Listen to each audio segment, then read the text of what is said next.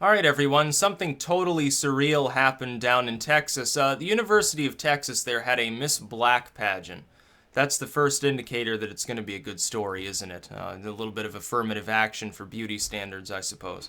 They had their pageant, and the girl who won, I guess, was not up to their blackness standard. She wasn't dark enough, and so people started complaining. Now, there are multiple layers of humor in this story. The first level of humor is why exactly is a public university holding a pageant that's only for people who are black? Can you imagine if they had like a white only pageant and the outcry that would happen there? Secondly, nobody's even, as far as I can see, within the actual lamestream corporate media, talking about the intrinsic bigotry of what's being said about the pageant winner. Oh, she's not black enough. Only one of her parents is black. And so, here's the thing. If somebody has a black parent and a white parent, and they're mulatto or whatever, it's a difficult issue for a lot of people, because what you would say is, like, people who are white that say, well, no, the person's not white, they're black. And then people that are black apparently now are saying, oh, she's not black enough, she's actually like white or something like that. I feel sorry for these people for, nobody apparently, unless they do something really stellar, like some epic win, like they discover a new chemical compound or something. Nobody wants to claim them as part of their race, I guess. It's a little screwy. So first, you have this pageant only for black people. No whiteys allowed or something. So that's like bigoted. And then all these people who are like, they're black, saying, oh, she's not black enough, she shouldn't have won this pageant. Why didn't you fucking say that before and make it clear whether a person with one white parent was allowed to participate? Or maybe you're going to go down the true social justice warrior dark side of everyone's like trans race and nobody's, I expect them to say, well, no one's of fully one race, so we're all like transracial and you can consider yourself to be whatever you want. It doesn't matter, what your skin color is, what your ethnic background is. There's either no such thing as race or it's totally malleable. And they'll be like Rachel Dolezal or something like that. And this is nuts. Why is this pageant even happening in the first place? Can you imagine the outcry? But here's an interesting thing to consider. Let's say they had a white-only pageant. A pageant for white people at this university alongside the black one. And the person who won, there were a bunch of people that said, oh, this person's not white enough to actually qualify. We're upset about this.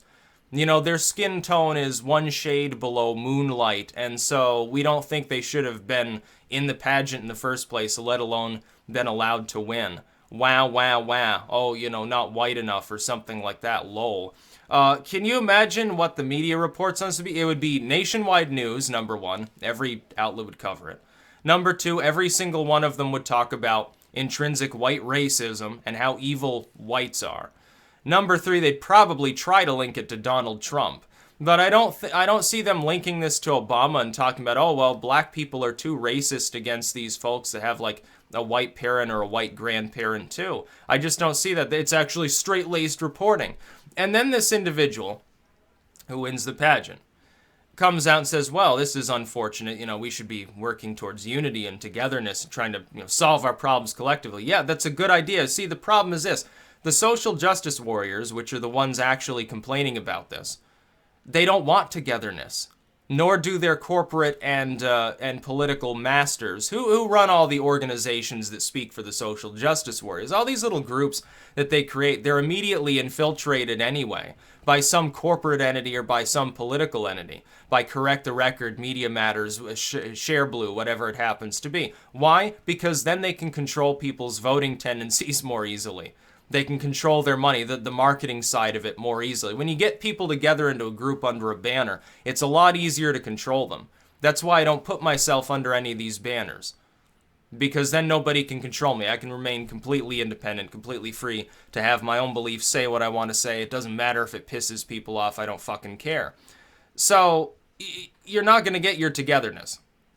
I hate to say this, but racial relations in the United States have deteriorated to a level not seen since the middle of the segregation era. They're not going to improve until the social justice warriors are stamped out from using it as an issue. Now, this can take one of two forms. Either a reform within the far left, which means that they let go of the racial stuff and they actually start supporting the idea of unity under Americanism or whatever it happens to be. It doesn't really matter. Could even be a nationalistic sentiment, a civic nationalist sentiment. That would be hilarious, by the way. I think it would take a lot of people on the right wing by surprise as well.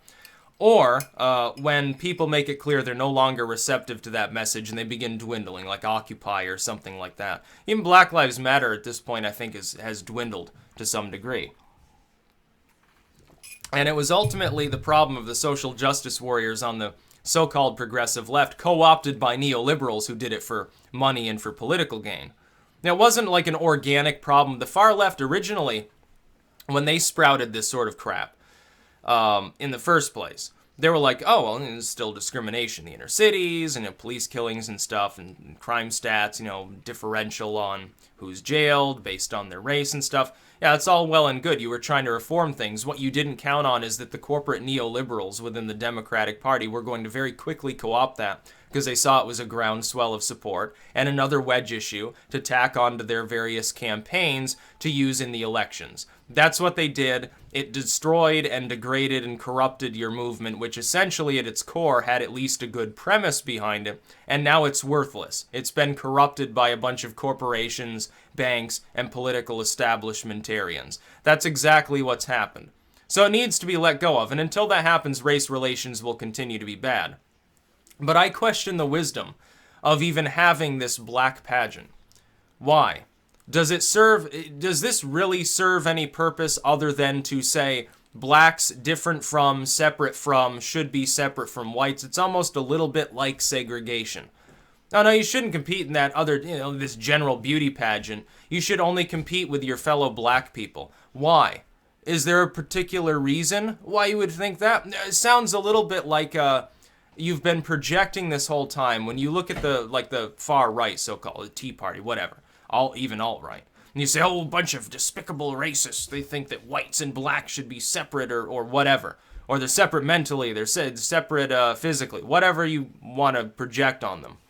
That's what it appears you've been doing at this university with your pageant. Isn't it? You're saying only blacks allowed here, no whites need apply. At the same time that you're saying, oh, well, this is like safe space for black individuals. Doesn't that sort of subconsciously make the argument of, oh, you can't compete with these white and Asian people over here. Just have your own pageant because otherwise you can never win. It's a little bit like affirmative action. It's the same thing. I'd be pissed if I was a minority, if I was black or Hispanic or something, did all I needed to do. Like I studied hard in school, I did a good job, took the SATs, flew through them, applied to college, and I found out that I had been admitted to a really good university primarily because of my ethnicity or my race, because it tipped me over the top in their consideration. I would be fucking pissed. I'd be so pissed that somebody would insult my work by doing such a thing. Just as I assume it's insulting to white and Asian individuals when they have points deducted, so they can't get into that school where they might have been the next Albert Einstein or something. Now they'll never get accredited by the university. They would need to do that with the connections that they would need to get the really cushy job where they can do their research or something. I'd be pissed. Yeah, everyone should be pissed at shit like this. It's just another way to crack people apart and prevent togetherness. It certainly works for the corporations. It certainly works for multinational banks. It certainly works for globalist establishment politicians. When they keep people fractured apart within nations, they don't have to deal with those nations unifying and casting aside globalism. That's fundamentally what this fucking shit's about. It's not about helping some minority. How does this help anyone? It's a pageant. This isn't even strictly academic, like actual affirmative action. This is a beauty pageant. Does this help anybody? It certainly doesn't seem to have caused racial togetherness. It's even causing an individual who's half black, has a black parent and a white parent, to be split apart from people with two black parents on the basis of skin tone. How surreal can you possibly fucking get? And it roughly mimics arguments made by both shills and trolls on one end, and also like, you know, the goose-stepping purists on the other within the right, when they're like, oh, well, are Slavic people white, or are Mediterranean, is this Italian white? Yes, they've got light skin, but they've got like brown hair, and so, you know, do they have to have like blue eyes and shock blonde hair, or is it okay if maybe they got green eyes? Are the Irish white? It gets into this weird biological minutia. It doesn't really help anybody. And ultimately, what it does is it helps foster globalism. It helps foster by cracking people apart, they're hoping to eventually homogenize everybody. I guess by making race relations and ethnicity and stuff such touchy issues, and no one wants to talk about it. And they're just like, fine, then we'll make one human race and we'll all be swill, basically. There will be no culture, no different languages, no different cuisine, because you're all going to be eating like commie block gruel at that point. That's what you have to look forward to if these people win, by the way. Sometimes I wonder if people understand this fully. So this is retarded. It's total nonsense. They should be leaving this girl alone. She won the pageant. You didn't raise any concerns before she entered. I guess on that part, it's just sour grapes. But then you're talking about, oh, she's not black enough to win the Miss Black pageant. Why do you have a Miss Black pageant in the first place? That's my question.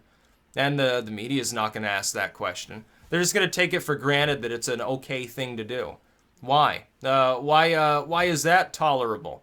What if they had a Miss Aryan pageant or something like that and people were complaining that the winner had brown eyes? Or something along those lines. CNN would have a nervous breakdown. NBC would have a nervous breakdown. Fox News at that point would have a nervous breakdown. You'd hear Greg Gutfeld spend an hour red in the face talking about how evil it is. So, yeah, why is it going on? Why are they having the pageant in the first place is my question. It just shows how far race relations have degraded in this country under the auspices of people like Obama. It really was partially Obama's fault. You know, I know that's a passé sort of Tea Party line. Let me explain just in brief here before I end the video. It's not his fault organically for starting racial problems. It's his fault for being a neoliberal along with the Clintons and stuff, and co-opting a movement that was far left, drawing it into the neoliberal core in order to make it a wedge issue for the elections. That's what really harmed those sort of movements. Originally, a lot of it was, we want police to be accountable when they gun people down.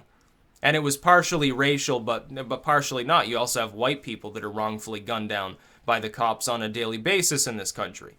So it sort of surpassed just being a racial issue. It was about accountability. Part of it was a small government movement. Well, we want, you know, we don't want abuse. We want the drug war to end and stuff so that all these black people aren't thrown in jail for having a joint or, you know, being addicted to heroin or something. And it was a fundamentally good idea. The neoliberals, though, they never had any intent to solve these problems, because if the problems didn't exist, they can't misuse them as political leverage. They can't enforce their globalist schemes, their multinational hand-wringing, if these issues go away. They have to keep people separate. That's why they hate the slogan, Make America Great Again, or America First. It's why they hate the message of unity that's coming out of the PaleoCon lights right now under Trump. They hate this message. They're going to try to call him a bigot so that people who are black or Hispanic or whatever don't unite under that same banner. It would destroy globalism forever. That's why they're terrified of Trump. They're terrified of his sloganeering mainly, and his charisma, which he does have, you know, when he's not tripping over himself verbally. That's what they're afraid of. They're terrified of the idea of people in the United States becoming civic nationalists, essentially. Oh, they're fucking terrified by it. They're not afraid of some Stormfront group. They're afraid of civic nationalism because it would destroy globalism. And once globalism's gone, the end result in some ways is the same as ethno-nationalism now, isn't it? People have a respect for their background. They can live in peace with one another, but they're all respecting their ancestors. They're respecting their culture. There's law and order. And these wedge issues that they use to exploit for monetary gain mainly, they go away. That's why they're so terrified of this groundswell of nationalism around the Western world. That's about all. Peace out.